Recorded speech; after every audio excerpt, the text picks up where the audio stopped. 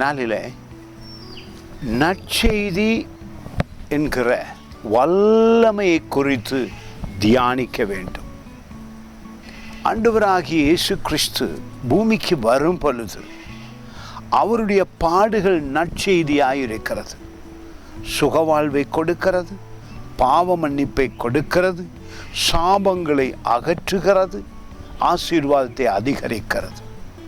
உங்கள் வருமானத்திலும் ஆசீர்வாதம் உண்டாகிறது. காரணம், இயேசு கிறிஸ்துவினாலே நீங்கள் நேசிக்கப்படுகிறீர்கள். அந்த நற்செய்தி அதிசயம் வாழ்விலே செய்கிறது. இந்த வார்த்தை சங்கீதம் 145 7வது வசனம், அவர்கள் உமது மிகுந்த தயவை நினைத்து வெளிப்படுத்தி, நாம் அவருடைய மிகுந்த தயவு சிலுவையில் நமக்காக செய்த அந்த நன்மைகளை நினைத்து வெளிப்படுத்தி உமது நீதியை கெம்பீரித்து பாடுவார்கள்.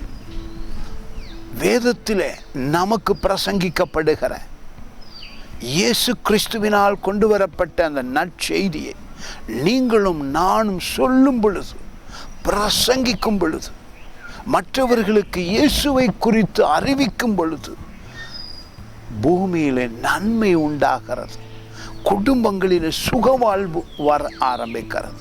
இந்த நாளில் உங்கள் குடும்பத்தில் நன்மை அதிகரிக்கப் போகிறது.